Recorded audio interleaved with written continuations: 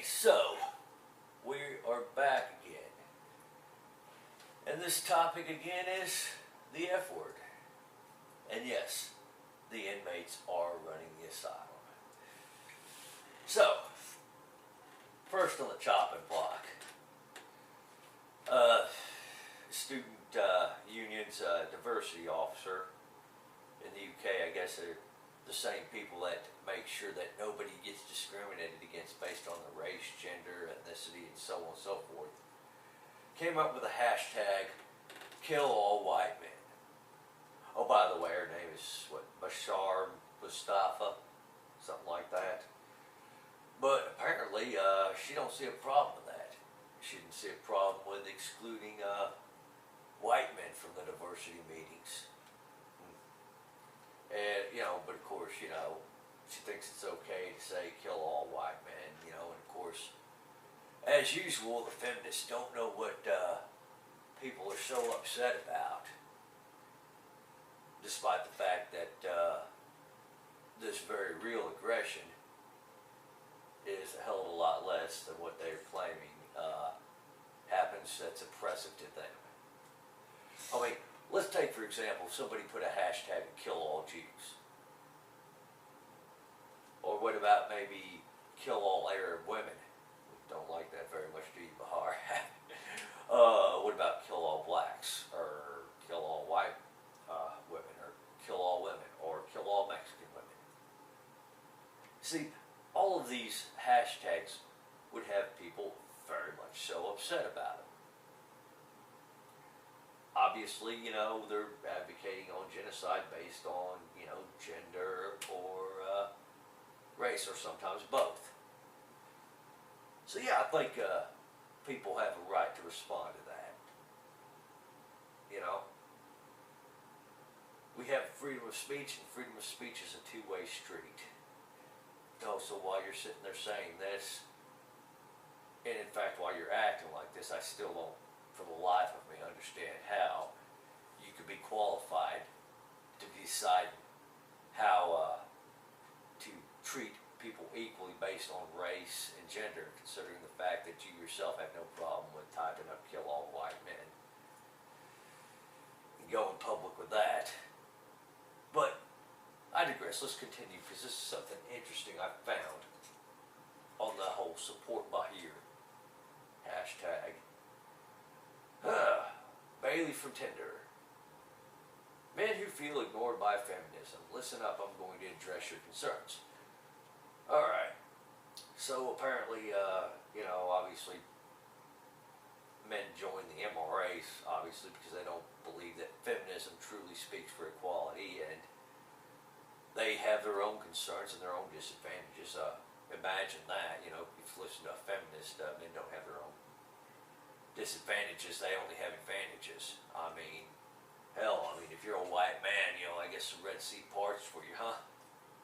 But no, seriously, men do have disadvantages, and there are a group of people, I guess, they're called the MRAs, MRMs, that I guess are trying to change some of these, which, again, as I say, I don't agree with exactly everything they say or do, but I understand that, they have their own views, and that there are some pretty good points that they make. But let's go point by point on each tweet. Why do mothers always win custody battles? Well, that's actually a fact. Mothers, in most court cases, in fact the vast majority, always get custody of the children. It usually takes the mother doing something very, very bad before she doesn't get custody of the children. And of course, this person's blaming it on because society still upholds the idea that a woman is number one job is to have kids. Okay, that's complete straw man. Oh, besides, feminism ain't doing a dang thing to help that out. In fact, now the National Organization for Women, those you don't know, feminist organization, they're fighting to keep this up. In fact, they don't think women get custody enough in the court battles. Not to mention, they are fighting for higher child support payments and more money granted in alimony. But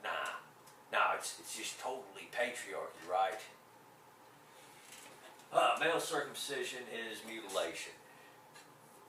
Well, true, we don't accept female circumcision in most of the Western world. However, I will say that, yes, circumcision is a deeply held tradition in several religions, Islam and Judaism combined. So, I'm not going to preach to people who want to continue to raise children based on their faith. I believe we have a freedom of religion in this country. However, the MRAs are standing up against male circumcision. They're actually going out and doing that, and anytime they do something about that, the feminists are always there with a violent reaction. Imagine that. It's not the Jewish or the Christians or anything like that that are attacking the MRAs violently. It's the feminists. Okay, but she says, why aren't you taking this up with Judaism or other religions? Feminism did not create the issue.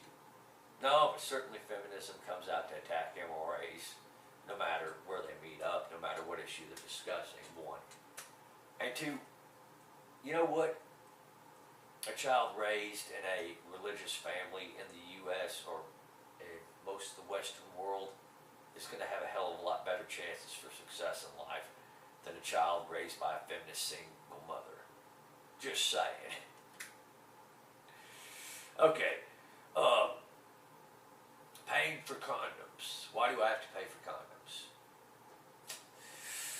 Okay, you know what? I don't know where that came from. I don't know who's making that argument.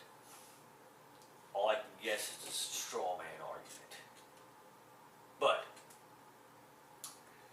the argument I've heard, and I've made myself, is that employers shouldn't be forced to pay for other people's birth control.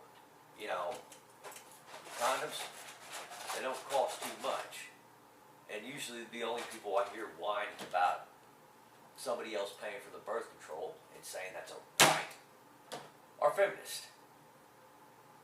You know, be it Obamacare, you know, and Chick-fil-A filing a lawsuit saying, hey, some forms of contraception go against our religious beliefs. Now, a lot of people don't seem to understand that Chick-fil-A wasn't against paying for all forms of contraceptives, but there were certain ones that they believed were unethical. So, you know, they got strawmanned by the feminist movement. Or no, I take that back, it was Hobby Lobby.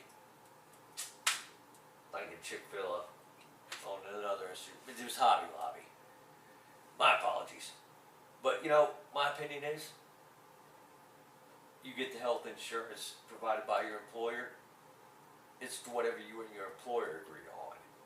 And the employer shouldn't be forced by the government to cover you for condoms, you know, or any other form of contraceptive.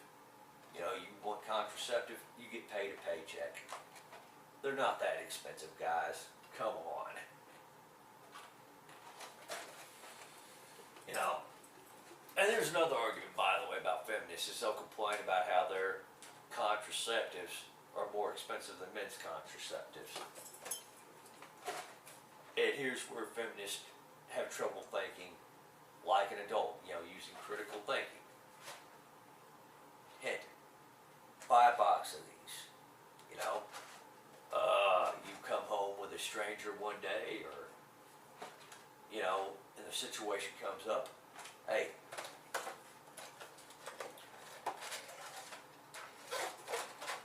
here, put one on, you know, and if they say no, well, sorry, then you gotta act like adults and say no yourself. Well, I'm sorry, bro, this concludes this date, or whatever you want to call it. Let's see. Now on the last one. Why is there women's studies? Well, first off, I don't know too many people saying why there's a women's studies. I have heard that argument before, but most of the time people are telling you, hey, a women's studies degree is a worthless investment, if anything like that. Or, my personal opinion is that they just teach you wrong information altogether,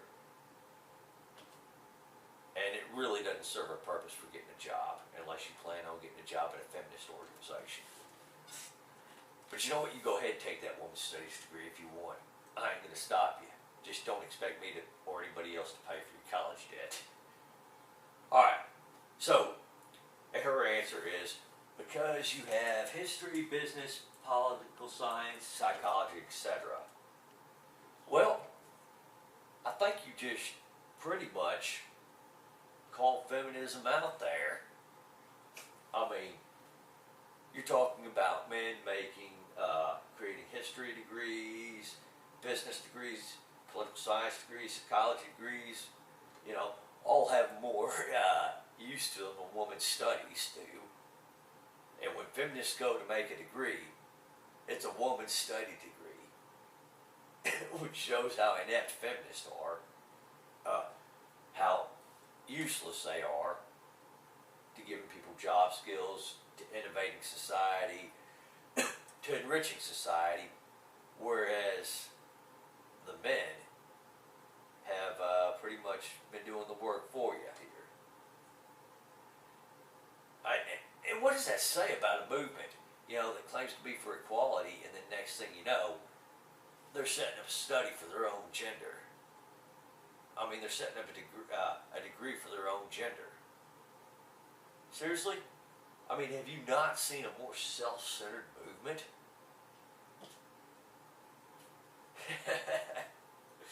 Damn.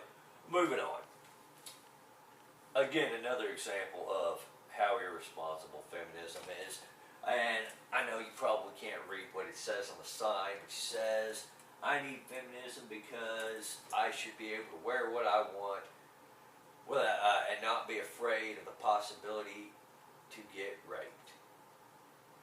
Okay, first off, nobody's going to rape you, and even if they did, they'd have to roll you in flour and then wait for that wet spot to show up to find out where to stick it. And that'd take way too long. That'd take all damn day for the rapist. Second, I don't know any rapist that's that desperate. Actually, I don't know any rapist, but I mean, what person is that desperate? But on a more serious note, I mean, this is another reason why how feminists act like complete children. And by the way, we'll get into fat acceptance a little bit later. Yes, nobody should be a victim of crime, but we live in an imperfect world. And since the dawn of really any animal life, or any life at all, a species has had to find ways to protect itself.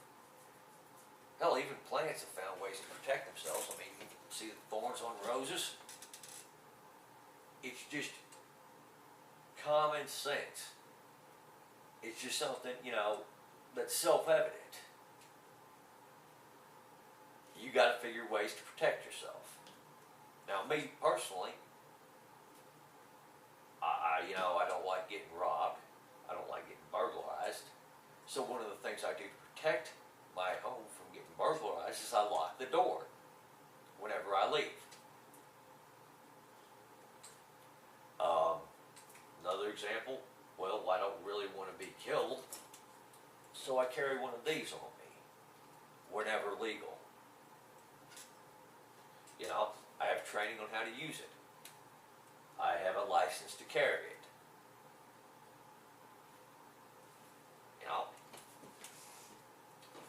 And it's not that I'm encouraging murder culture or assault culture or violence that can cause serious bodily harm culture or theft culture or anything like that.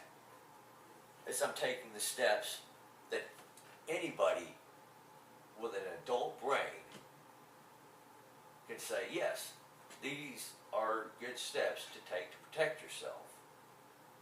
Anybody with an adult brain can figure out that while yes, you shouldn't be, no, you shouldn't be a victim of a crime, we understand that bad things happen to good people, and we understand you taking the steps to make it harder for a criminal to turn you into a victim.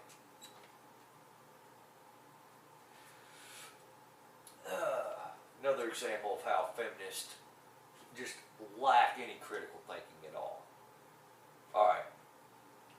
know if this was bought in 2 different stores. I don't know what the case is. I don't know if they're even lying. I don't put any of that past feminism. But let's say for one sec that's true. These are both the same razors. Just one's marketed for women, the other's marketed for men. Alright? Same razors. You know? What do you think you should do if you want to save money on a razor? Buy the Schick Hydra 5 maybe? I mean, even if you are a woman. Remember, it's essentially the same razor, right? And you know, you save over $1. But even then, there are things that men pay more money for than women do. Or they get charged more for than women do. Well, give you an example. Auto insurance. Except I can't go over and buy a woman's auto insurance. They kind of ask your gender before you buy insurance. And if you lie about your gender, well, you have an accident, obviously Mr. Police Officer is going to pick up that you're not that gender. And obviously Mr. Insurance Company is going to pick up and find out from the police report that you're not that gender either. And even if you do collect that settlement and manage to fool them long enough to collect that settlement, they're going to come back and find out, and you're going to get charged with insurance fraud. Let that sink in.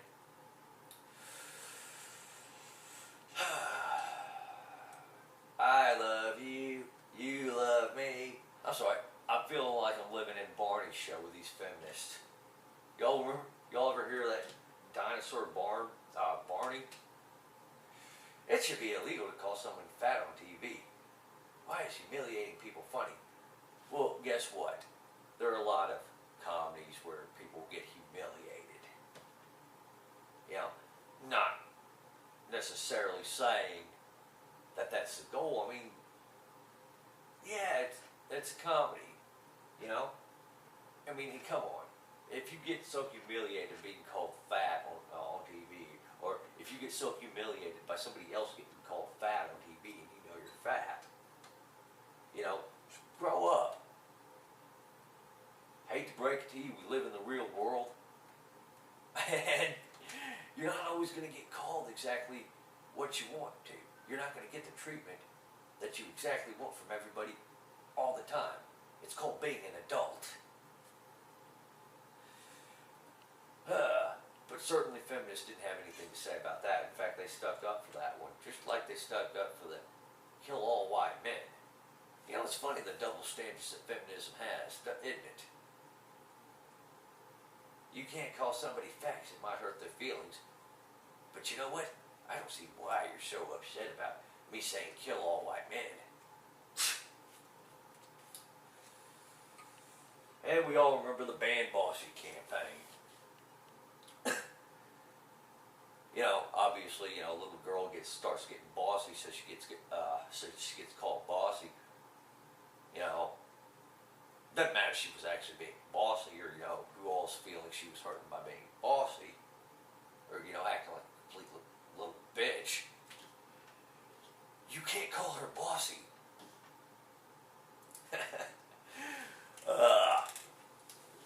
And by the way, I'm going to take a hint from the types of feminists that love to use them. But when a man does it, well, let me tell you what happens when a man starts being bossy. Unless he's the biggest, baddest, most intimidating dude in the room, and he starts going around bossing people around,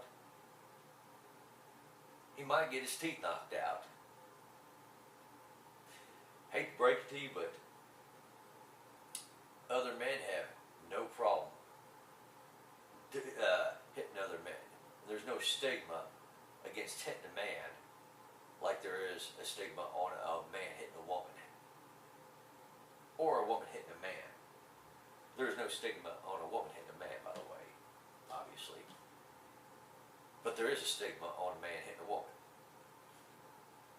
Just thought y'all feminists should know about that little double standard there too.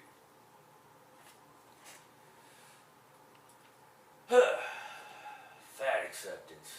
Oh my God. It just gives me a headache listening to these people.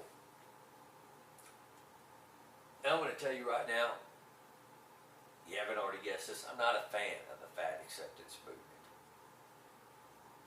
Right? And it's quite obvious. I need fat acceptance because without it, I might still think people were right to hate me. I love my body and I'm fat. Or I love my fat body. Well, you know what? You know, if you had to live and let live with every other aspect in your life, I probably wouldn't have a problem with it either. But we all know that feminists aren't live and let live. We all know that leftists aren't live and let live. You know? It's everybody else's job to cater to them. So, here's why I do not like the fat acceptance movement. I've taken a lot of general traits that you generally see out of feminists, which right now are pretty much leading the charge on the fat acceptance movement. And I put them here in these points right here. First off, that fat acceptance feminist who is fat obviously is taking on an obviously unhealthy lifestyle. Again, to each their own, not that I really freaking care. But it gets better. Well, I should say it gets worse.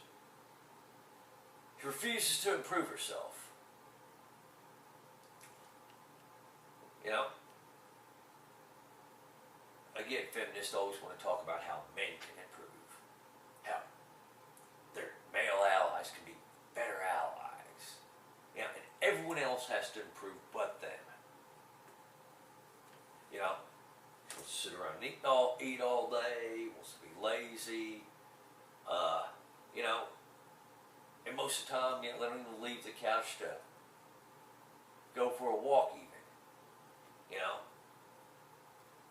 They don't want to do anything other than sit around and eat and eat and eat. Now I'm going to get to a case about this later in this video. Many of them tend to feel entitled to have men. They tend to get pissed off when a man's not sexually attracted to them. And I put in parentheses, probably one of those way out of her league. There are a lot of women that don't seem to realize that they're not dating material for certain men. And that certain men will never be attracted to them. In fact, a lot of men that do date and marry fat women, sleep with fat women, are just not necessarily attracted to those fat women. They're either settling, you know, because they don't believe that they can get anything better. They're extra horny, so they'll fuck anything. Or, you know, anything that'll wave the twat at them. Or, you know, maybe they weren't fat before they got married or got her pregnant, got her, you know, now she has kids, and now the guy's just trying to be a husband and wife to her. And has accepted the fact that she got fat. But most people aren't jumping through hoops to get fat women. And no, that's not because of society. Feminists tend to expect other people to pay for their health care. You know, all the arguments I've heard about in favor of taxpayer-funded government-run health care was, well, what if somebody needs surgery and they can't afford that surgery? And, you know, it's imperative that they get that life-saving surgery, otherwise they're going to die. And that surgery costs way more than they can afford. Who's going to pay for that? You know, same arguments I heard in favor of Obamacare. You know, in fact, they've got government-run health care in the UK. And the obese are definitely costing them more money, and I'm going to get into that. Got an interesting case coming up on that one here in a few minutes. But, you know, there's that entitlement. They don't care what men want. That's going back to the previous point, but on the healthcare, you know, there's that entitlement. You know, not only are everyone else paying for their healthcare, but, you know, their increased healthcare costs, but we can't say anything about it. You know, we can't sit there and expect them to lose weight or even try. No, if they want to get fat and cost you more money as a taxpayer, that's their right, according to feminists. Expects others to accommodate for issues arising due to their poor life choices. Now, what I mean by that, y'all ever sat next to a fat person in an airplane? Well, maybe you're in a crowded I'm going to say sub short for short, subway, or what about in a bus? Now they go to the store, they can't walk, so they want to get these carts out, these buggies out, which are really meant for people who do have serious disabilities that weren't self-inflicted, unlike obesity. But now they got that cart out and they're riding around in it, when they could have chose to keep themselves in shape and been able to walk. Again, costing more people money that way. They're constantly sick at work all the time and the boss can't afford them anymore. So they have to let them go. These people get so pissed off about that. Don't you dare expect them to actually do anything for that money that their employer's paying them. And by the way, another hypocrisy of feminists is if she was a man with that entitlement mentality to women's bodies, as they put it, she would be called a rapist, or a man baby, or just a poor virgin loser who can't get laid, hates women. If the genders were reversed, guarantee you that's what's being said about her by the feminists. What is fat shaming? Well, as you can see, the one with the question, what's your excuse? Apparently, according to the feminist, is fat shaming, because this woman got a lot of responses from them. Now, she asks, what's your excuse? Doesn't look to me like she's fat shaming. Doesn't look to me like there's anything negative in there at all. All it looks to me like is a friendly challenge to do better in life. Then again, feminists are definitely not about improving women's lives. They want the lowest common denominator to be dependent on their mood. So that lowest common denominator is sure to be dependent on their movement, and sure to do exactly what they say. But on the other one, that's one of the responses. My excuse is I'm okay with this. Well, it's not like she's morbidly obese or anything. And again, I guess, her husband is probably going to be fine with that anyway. But again, what happens when your husband forgets Valentine's Day or doesn't do anything special for you on Valentine's Day? You get mad, right? What happens when your husband can't remember your birthday or something like that? You get mad, right? What happens when your husband stops providing all the money or loses his job? A lot of women I know get mad about that. What if a husband decides that he just don't want to take out the trash as much as he normally does anymore, or mow the lawn as much as he normally does anymore, or help out around the house as much as he normally does anymore? Well, let's face it, feminists get pissed off about that shit and you know it. Here's another response, and lady, I'm glad to see you like cats so much, because I've got the feeling that they're going to be a big part of your life. In fact, probably the biggest part of your life. And I say it, it's insensitive, but it's the truth. By being like that, she's reduced the number of men that are going to consider dating her, consider having a relationship with her. Sorry, the truth hurts. And nothing hurts like the truth. I love this little meme here.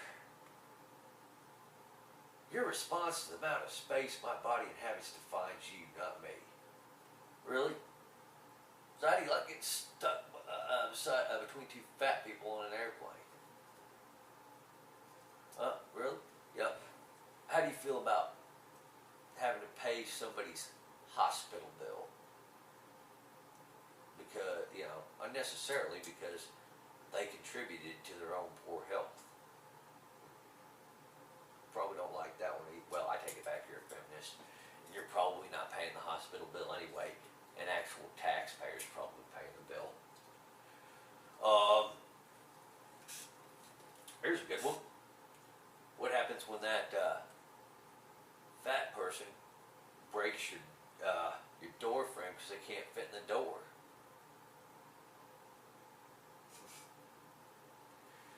So no, the response to the amount of space somebody else's body takes up doesn't necessarily define anybody else. And even if it does, there are reasons to be just a tad bit disgusted with that. I mean, let's put it this way. A homeless person come up to you and starts talking to you as a feminist. You probably go, get away from me, you bum. Just saying. And as a lot of feminists love to say, well, body mass doesn't define your health. Tell that to this person right here. But then again, I mean, a lot of feminists are so fucking stupid they wouldn't even understand this. But this woman had to be cut out of her home. In fact, I'm going to actually bring up the facts on this right here. She cannot move on her own weight, by the way, or under her own strength, by the way. That she's that heavy. And in the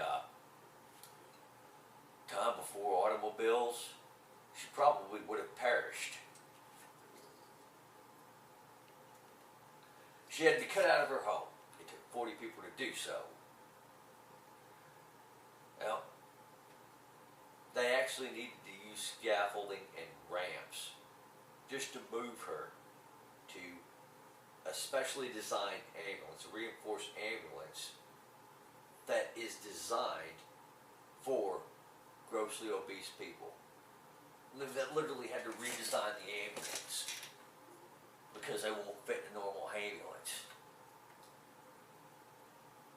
It's called a bariatric ambulance, by the way.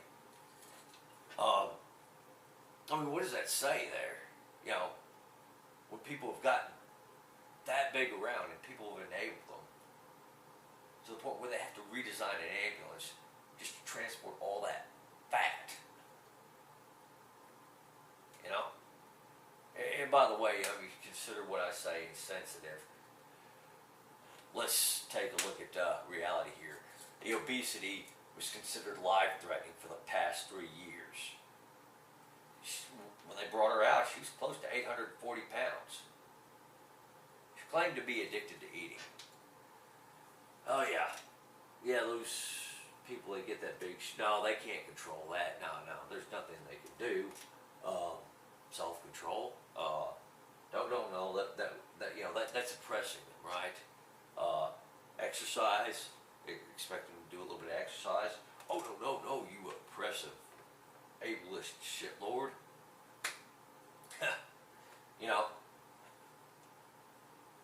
By the way, all this was paid for by the British tax dollars under the national healthcare system.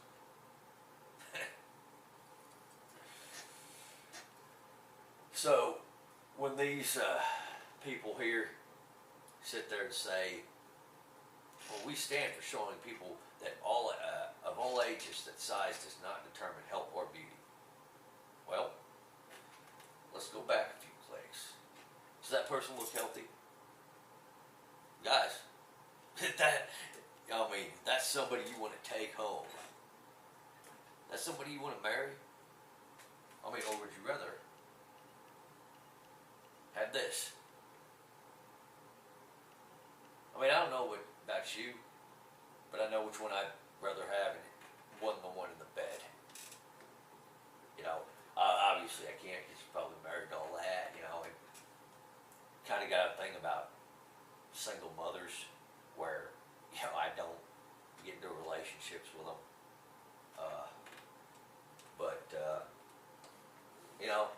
again, common sense here. They're saying something that's self-evidently false.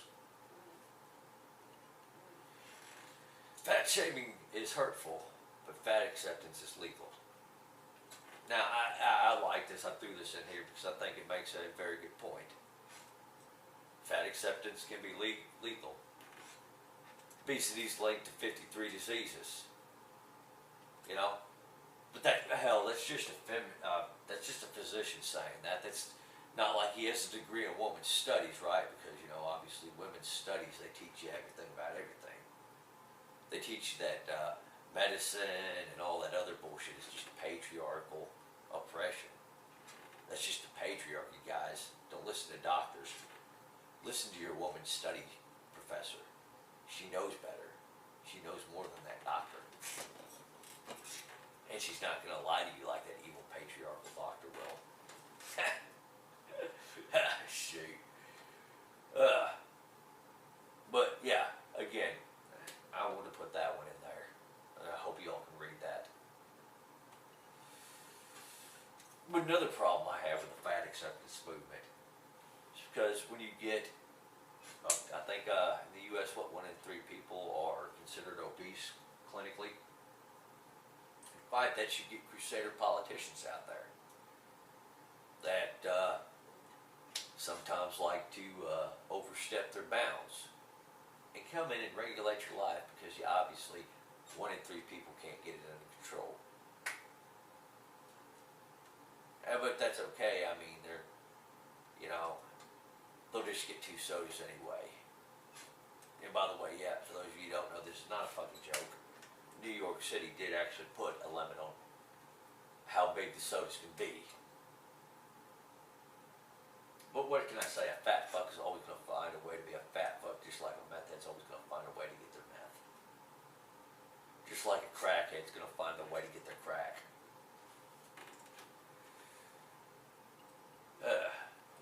But again, I mean,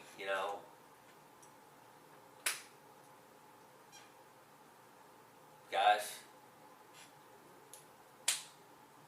if that's really how you want to live your life, I mean, and the worst part about it is, it's not just her who's at fault for this. It's not.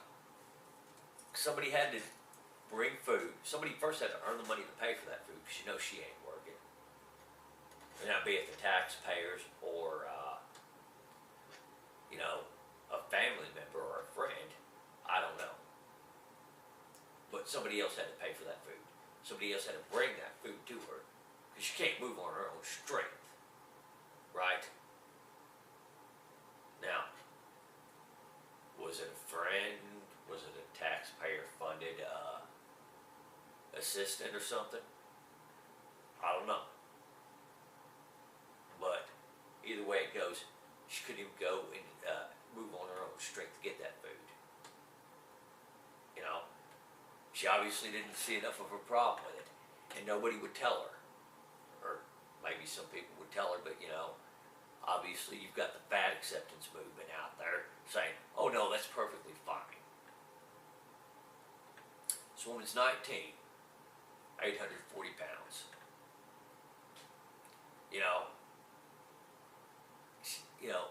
This, as obese as she is, that's life-threatening. 19 years old and suffering from a self-inflicted health issue that is life-threatening. Yeah. But you know what? I'm going to step off the fat acceptance movement here and get something a little bit more general about feminism. With my friendly devil's advocate. Alright. Now, obviously, I don't believe that feminism speaks for all women, most women, or maybe any more than 20% of women, for the most part. So, that being said, I want to pretend for 1 second that I do believe feminism speaks for women. What has feminism told us about women? Obviously, women are too irresponsible to handle their own lives, that women are too sensitive to take having anything said about it. It's okay for them to say bad stuff about them because, bad stuff about other people, such as cis white hetero males, because, obviously we're privileged and we should obviously be able to take it, but don't you dare mention anything about a woman's weight.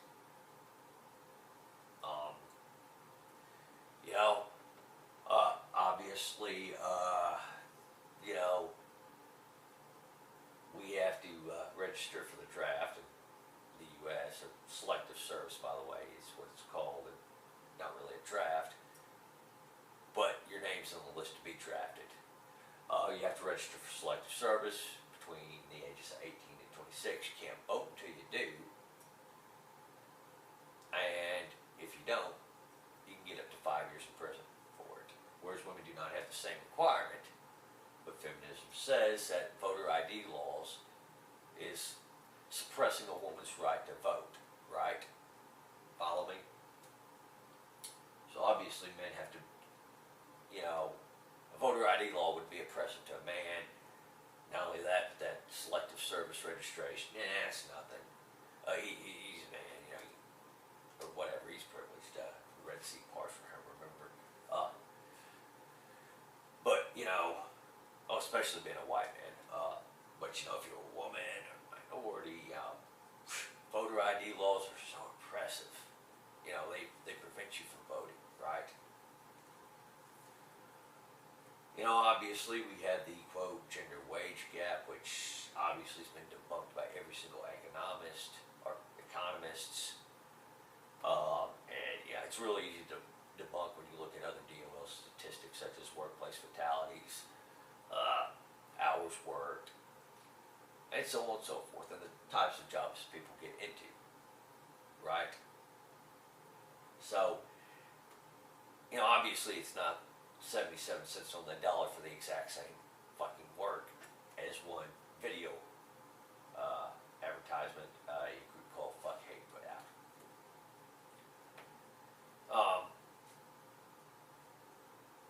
So, obviously right there, women don't have the critical thinking skills according to feminists. Let's see, a woman has no power after she has one beer to say no to sex.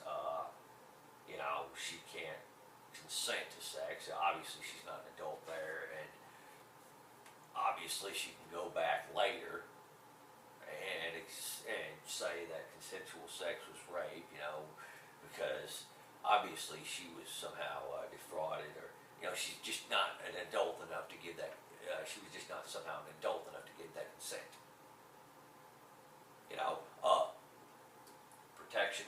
Nah, woman shouldn't have to take responsibility for her personal protection in society. So we're getting this. So just all this information, and I know I've inundated everyone with information.